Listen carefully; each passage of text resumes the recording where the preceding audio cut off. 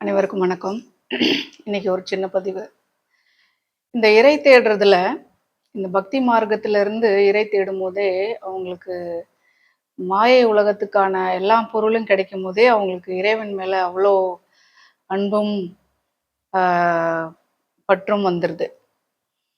அப்போ மாய உலகத்துக்கு வேண்டியத செய்யும்போதே, இறைவனை வந்து நம்ம அப்படி பற்றி செல்கிறோம்.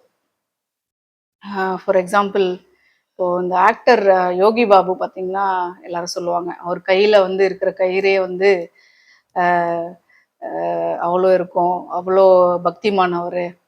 அவர் அப்படி இருக்கிறதுனால தான் அவரோட வாழ்க்கை வந்து ரொம்ப சக்சஸ்ஃபுல்லா இருக்காரு. கடவுளோட நேரடி தொடர்புல இருக்கிறாரு. அதனால அவரோட கெரியர் வந்து ரொம்ப சக்சஸ்ஃபுல்லாவும், வாழ்க்கை ரொம்ப அ பீஸ்ஃபுல்லாவும் இருக்கு அப்படின்னு சொல்றாங்க. இந்த மாய உலகத்துக்கு தேவையான பொருட்களை வந்து கொடுக்கறதுனாலயும், ஒரு கெரியர் சக்சஸ்னாலயுமே நமக்கு கடவுள் மேல இவ்ளோ பக்தி வருது. இவ்ளோ கயிற கட்டிக்கிறோம், இவ்ளோ கோவிலுக்கு போறோம், இவ்ளோ கடவுளுக்குன்னு நெனச்சு என்னென்னவோ செய்றோம். இந்த மாய உலகத்துக்கு வேண்டியது செய்யும்போதே ஒரு ஆன்மா இவ்ளோ எக்ஸைட்டடா இருக்கும்போது, தன்னை உணருதல். ஆன்மா யார்? இல்ல என்னோட அ பிறவி அற்று போவது. இதுக்கு மேல நான் இங்க பொறக்கக்கூடாது அப்படிங்கிற ஒரு கோரிக்கையோட ஒரு ஆன்மா ஒரு இறைவன் கிட்ட போகும்போது, அத நான் செவி சாய்க்கிறேன். உன்னோட தேடுதலுக்கு நான் பக்கபலமா இருக்கேன் அப்படின்னு சில விஷயங்கள்ல அவங்க உணர்த்துறாங்கன்னும் போது, அந்த கடவுள நம்ம எப்படி எத்தனை கயிறு கட்டிக்கிறது கையில, இல்லையா? அந்த மாரி இறை உணர ட்ரை பண்றாங்க.